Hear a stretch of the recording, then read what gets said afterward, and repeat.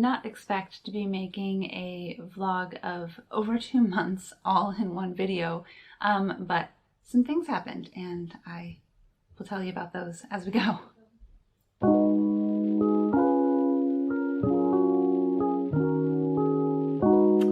Well, hi. I'm not in my studio. I'm out in the kitchen. Oh, and my Instant Pot's gonna be loud. I've been feeling really motivated to record lately, but I haven't had anything to record book-wise. And then I was watching my booktube friend Gina Stanier. She was talking about how in 2022 she wants to do more vlogs. And I thought, oh right, vlogs are a thing. I could do a bookish vlog and maybe make it over the course of a few days. So kind of an Advent book themed vlog. So I think that's what I'm going to do. But I thought maybe if I kind of started this and held myself to it, it would motivate me to get through the things I have to get through first. So I finished my UCLA online class a couple days ago, and we're kind of winding down with the semester for homeschool. And I feel like I have time, but with the holidays, there's so many things going on. So today we still have a little bit more school to do. I want to take a walk. I've got a lot of chores around the house to do. So I'm just going to let you be with me for a few of them, and I'm gonna see if I can clean up my kitchen real fast. And then I really wanted to tell you guys about my books that I bought myself for Christmas. So I'm gonna try and get that done today and get some reading in, as well as all the other things that I mentioned. And then we'll see if over the next couple of days I can find some other fun things to include in my vlog. The problem with vlogs is that they take a long time to edit. So I'm gonna try really hard to allow myself to have silliness and mistakes like my Instant Pot going off, so that and not edit them out, so that I don't feel like I have to sit forever to finish this video, because it's kind of fun just to see the daily life of people that you're getting to know online. So this is going to be mine.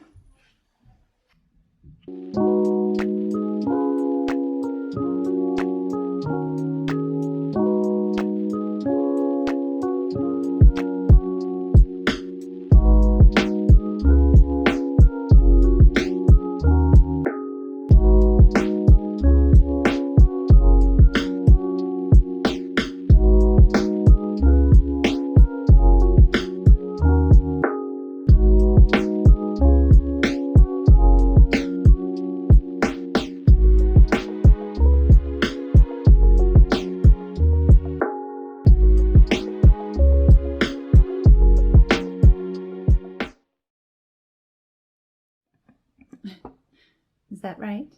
Is that where you're going to sit, Dobby? Dobby. Hey. Look at me. Hi. Can you go down to your bed? Go to your bed. So, this is his chair, obviously. Oh, excuse you. Yes, excuse you. So I just have a few minutes in between all my other things and making dinner. So I decided to go ahead and record what I bought myself for Christmas.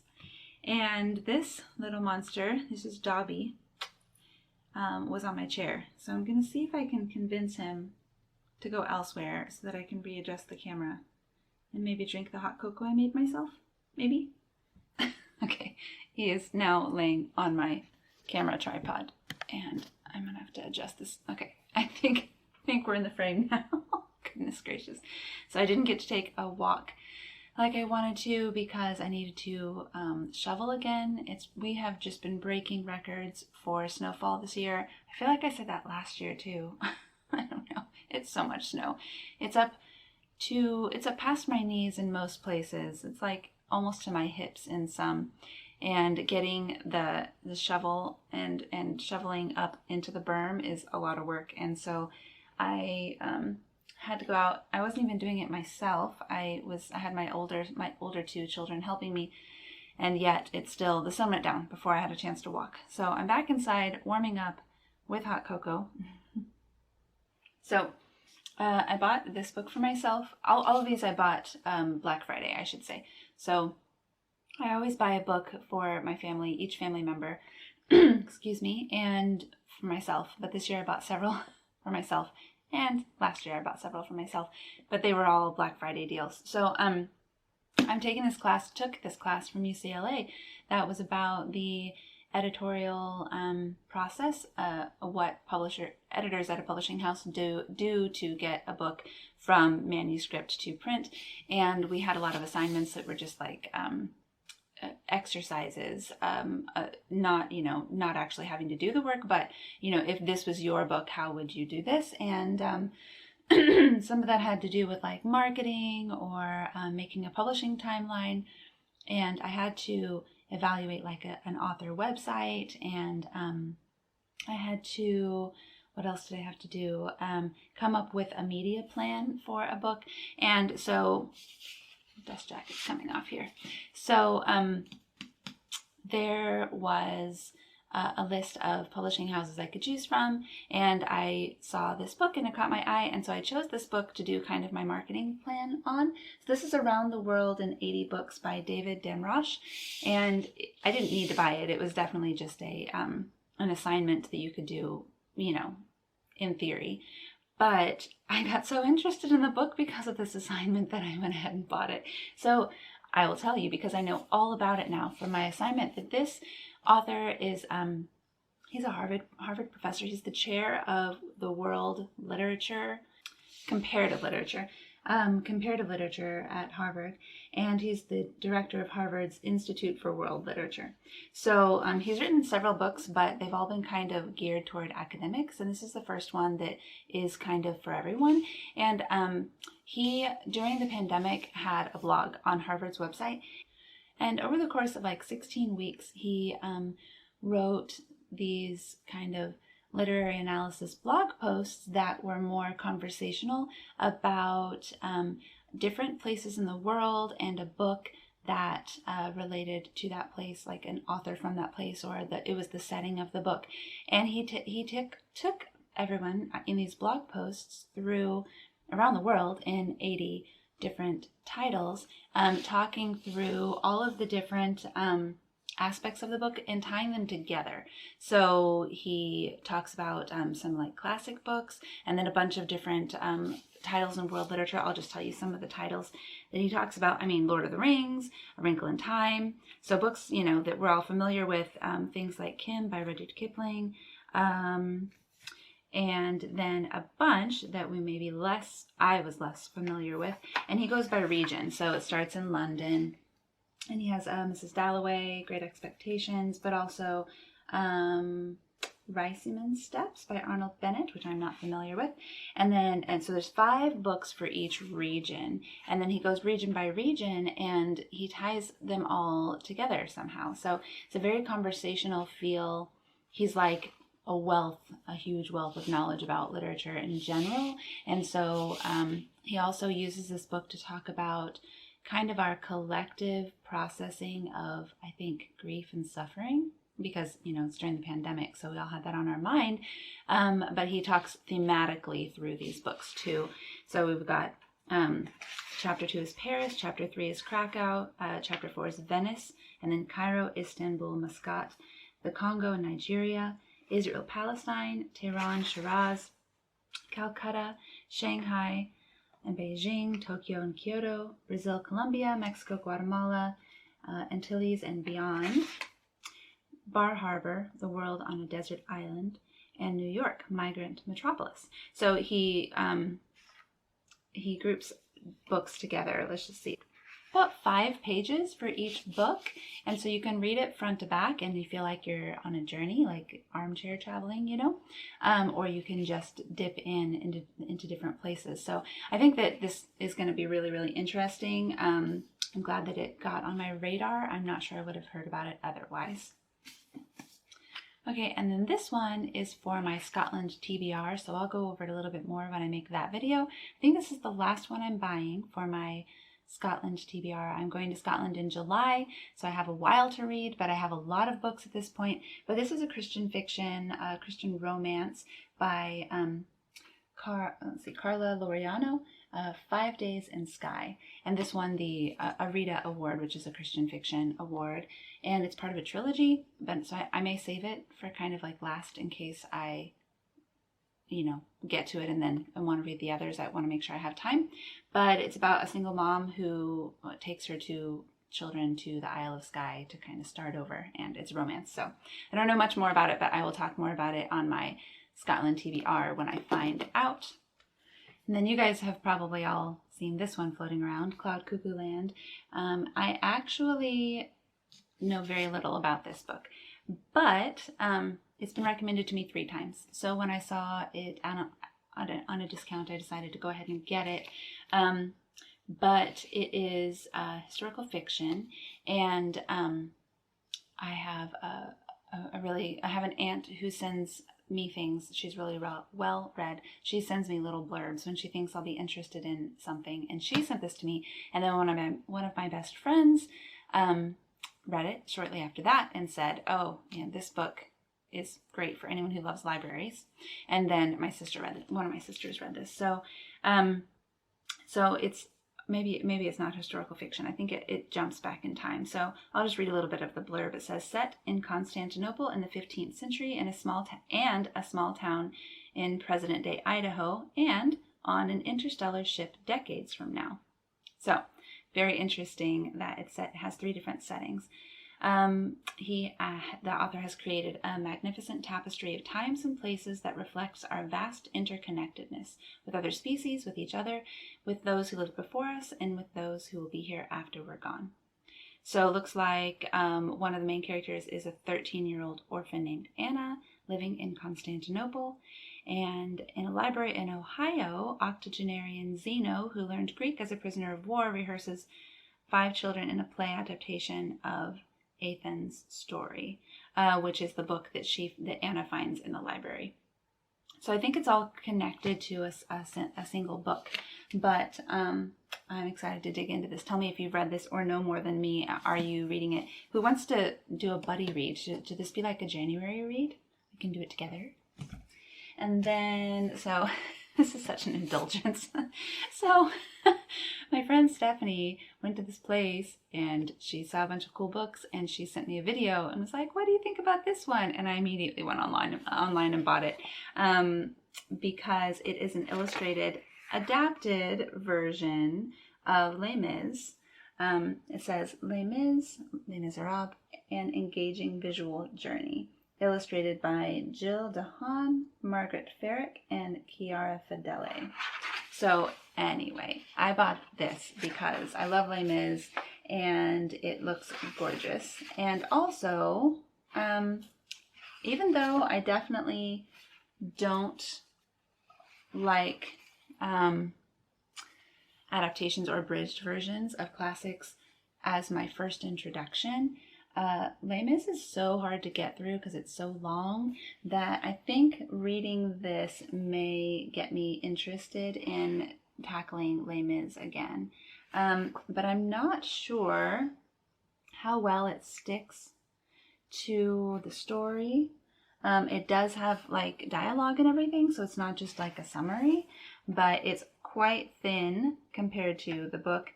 And it also has lots of like little cutouts here. I'm trying to say call outs that have like annotations. It has like information. Oh my goodness, you guys, I need more hot cocoa. Definitions, that's the word I was looking for, of terms we may not know. So I'm really interested in going through this and just having a different kind of Les Mis experience. Les Mis is beloved, at this point, and I've seen lots and lots of film and theater, obviously, adaptations, and so I thought this would be great for my collection, and no matter what. And then this last one I've had on my wish list for a little bit. It came out, the photos were taken in 2013, I think. It came out in 2017, and this photographer went around the world and took pictures from 2013 to 2016, and or up till whenever this was published, and compiled 500 different portraits of women into this gorgeous book. And some of the photos, I'll show you some, have captions, tell you a little bit about the person. So it's kind of like a People of New York sort of format, but a whole lot of them are either full page spreads. Isn't that beautiful? Or just labels, like, let me show you some of the, and there's some collage pages.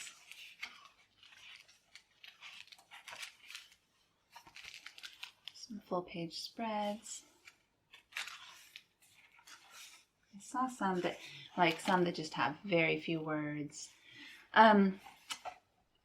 She basically approached people in all these different countries and asked to take their photo. And there's some front matter that explains how some people declined and why, she thinks.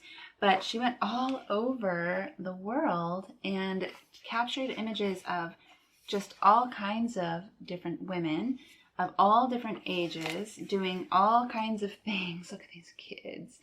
And I just think it's fascinating. I am looking forward to going through this and just enjoying it, just perusing it, probably many, many times. It kind of reminds me of, let me see, I have some books over here. Okay, it reminds me of the work of the Menzels, Faith D'Lucio and Peter Menzel. There's this one, this is Material World, and then there's Women in the Material World, and What the World Eats. And these are getting a little bit outdated, but it's basically photojournalism, photo essays. And then in this one, for instance, it's kind of like a day in the life of each of these women from all over the world. This is the Women in the Material World. And yeah, just really interesting captures of life in different places. And really beautiful, large photographs. So these are probably 20 years old. The Material World talks about life of all different types of people in all ages and genders in different parts of the world. And then What the World Eats is super cool. It shows the daily diet of people in 25 different countries, and has lots and lots of demographic information, and let's try and find a good picture to show you, and different little blurbs about like caloric intake and stuff, but also how they harvest food and things like that. Anyway, these books are what we use, one thing we use for social studies in our homeschool. I like to have the kids pick a country or a region or a person and just read about it and familiarize themselves with it, and then tell their siblings. Right now, just this afternoon, we were finalizing a travel brochure. I had two of my kiddos choose a place from these books and make a travel brochure to tell people about the country. I remember loving stuff like that when I was a kid. I don't do it super often in my homeschool, but these books are fun to do things like that every once in a while with. So this book reminds me of that, but for grown-ups. I mean, obviously grown-ups can enjoy these books too, but I don't know that I would necessarily hand this book to my kids and assign them anything, but I would love for it to be sitting around so they can just enjoy it. And yeah, there's some really pretty photographs in here of lots of different beautiful people. So those are the books I bought myself for Christmas, and I don't know if I'll get to any of them in 2021 because the year's almost over, but soon. And you guys, I'm so going to try not to buy books next year. I think next year needs to be the year of the library. I think that's what we need to do, because not that COVID is over, goodness, but I need to stop online shopping. Okay, I'm gonna go make dinner. I'm just making frozen ravioli and a bagged salad, so it's not like it's hard or anything, but I still have to do it, or the horde will start to come undone and find me. But I think what I'm going to do for the rest of this vlog is try and finish the book that I started yesterday, which is really good. It's that Jeffrey Archer book that I told you about in my last video. I have to read it kind of stealthy because my husband can't see me reading it since it's his Christmas present, but I'm really liking it so far. So later on tonight, I'm going to try and get some of that in. And then I think I'll just keep recording for a few days as long as it takes me to read that, though I won't put you through more sit-down talks like this all in the same video.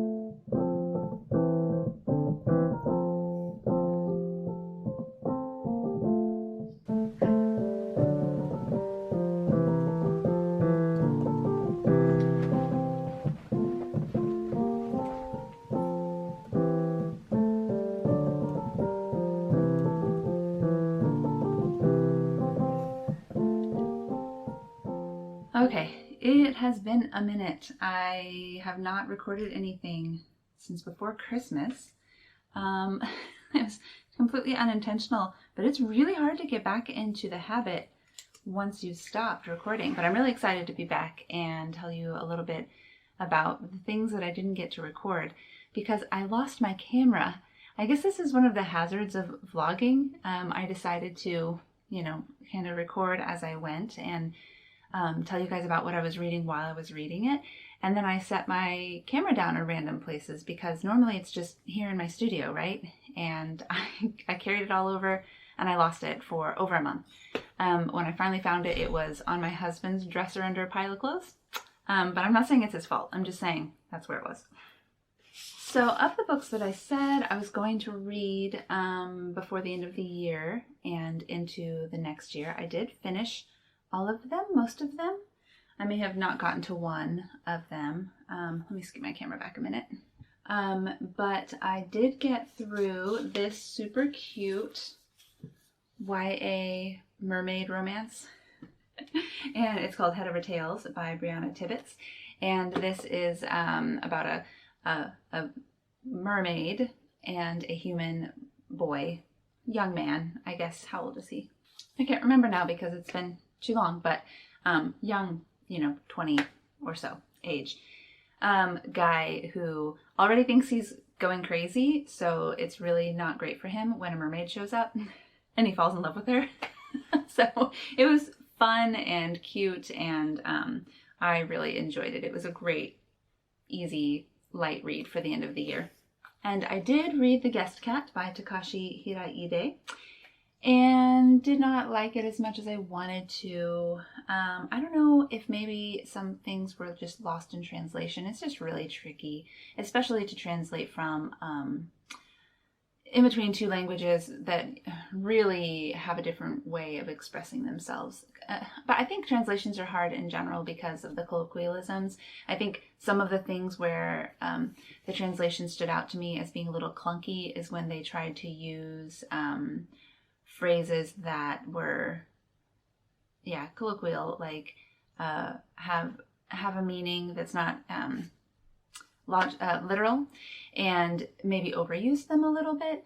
And then it reads like a set of essays that are connected, but there's not a great flow between the narrative of each chapter. And I kind of left at the end feeling a little bit like nothing really happened. So it's definitely not plot driven. I mean, there's a little bit of chronology. The author circles back a lot, which is why it feels like essays, you know, when you're kind of writing about the same subject from multiple angles. It was cozy, and it had some really cute's not the right word. It's not cute in the mermaid way. It had some sentimental moments that I enjoyed, and it wasn't very long, so not a huge commitment, but not on my top list for the year. And I finished Where the Crawdads Sing, which is funny. I stopped maybe halfway through this somewhere in the year. My sister bought it for me for my birthday in October, and I read a little bit of it right away and couldn't really get a feel for what it was about, and I didn't want any spoilers because I hate that. I knew it was popular, which is part of why I hadn't picked it up. I have that weird love-hate thing where if it's too popular, I'm probably not going to pick it up, right? It has to be somewhere in the middle, which is silly. I mean, it's not like I'm saying that's a strength. And I couldn't get a great feel for it while she was still visiting me in October. And then when she left, I set it down for a little bit. Picked it back up in November after I had gotten through a couple of other things that I was already in the middle of, and got really angry at the protagonists and put it down again. And then I eventually picked it back up maybe January 2nd and finished it within a day. I really ended up enjoying this, and I want to do a standalone review of this one, so I won't say too much, but if you were wondering if it ended up making the cut, it's not my top 10 novels of all time, but definitely of the year, or I suppose since I finished it in January, maybe it'll be this year. I guess I should pull this one out real fast. It's not in the stack I showed you. Also January, because January I read this nonfiction hormone reset diet. Heal your metabolism and lose up to 15 pounds in 21 days. So yeah, nothing miraculous happened. I did lose 5 pounds. But it was actually, I've read something else by her. Sorry, I'm just waving this all around. I've forgotten how to YouTube. Sarah Gottfried, MD, is the author. And I read a book by her years ago called this is the Hormone Reset Diet. And I don't think it was the Hormone Reset. Maybe was like the Hormone Cure, something like that. After I had one of my babies, can't remember which one, and just felt like I needed help with that. And that one was really informative and very helpful. Helped me understand which hormones are at play, because it goes beyond the ones that we routinely hear about. This one was more about how those hormones influence our weight and keep us from being able to lose weight, for instance, or gain weight. Some people have hormone issues that make them chronically underweight. And so some of that was informative and enjoyable. There was also a lot of extra material that some people would like that I didn't find very helpful. Just kind of a lot of lifestyle help as well, beyond just the science of it all, that I don't really need guidance on. But it did, following the plan for the 21 days, I did follow the plan to the T. Following the plan for 21 days got me back in the habit of eating more vegetables. So that was a huge benefit from following it, because I have definitely gotten a little bit into a convenience food rut and forget to intentionally eat fiber and vegetables that aren't also carbs, you know. So yeah, useful. Glad I bought it used. And then I also finished this one, Paths of Glory, which is a historical action-adventure novel by Jeffrey Archer, and it's older. How old is this? Oh, actually not as old as I expected. 2009, so, you know, it's a teenager. And I did not get this recommended. Oh, no, I did get this recommended. I think I heard about this one actually on NPR as kind of an aside, talking about another book about Mount Everest, which is what the topic of this one is. It's about a man named George Mallory, who was maybe or maybe not the first man to set foot on the peak of Mount Everest.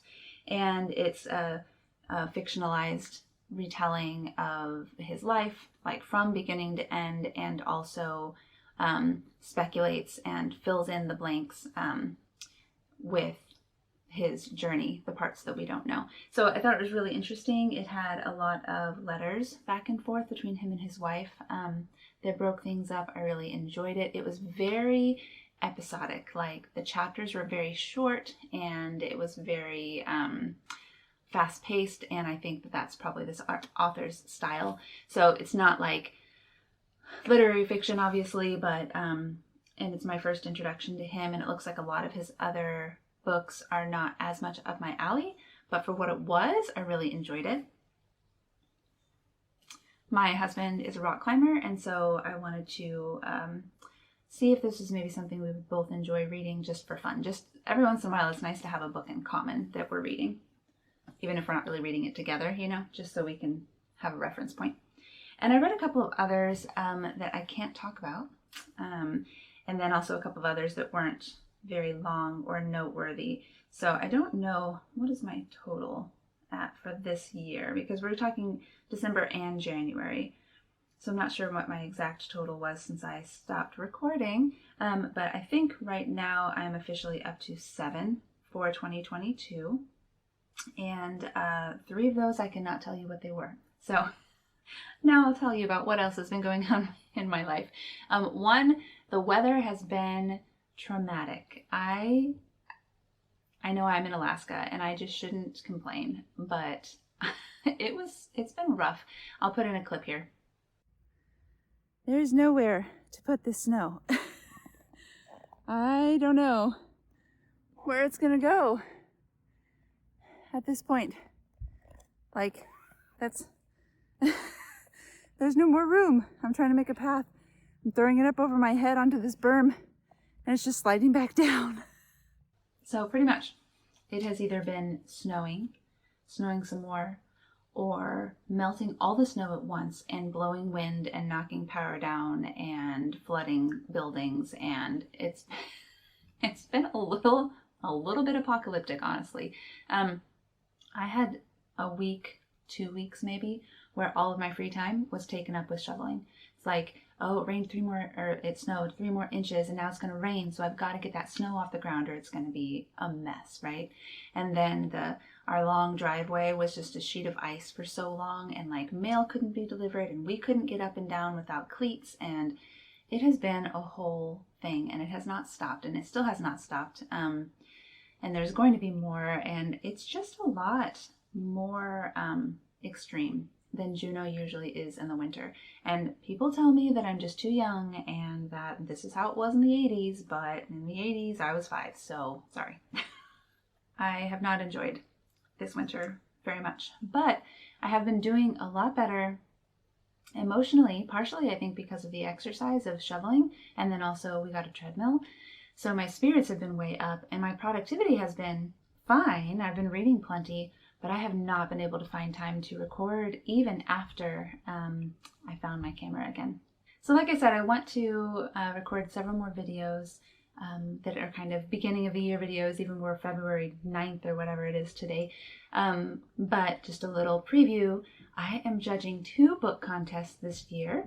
I have a goal of reading probably about 75 books, maybe more, and I'm starting to apply for jobs even now for literary representation, or being a literary agent, and that's been taking up some time.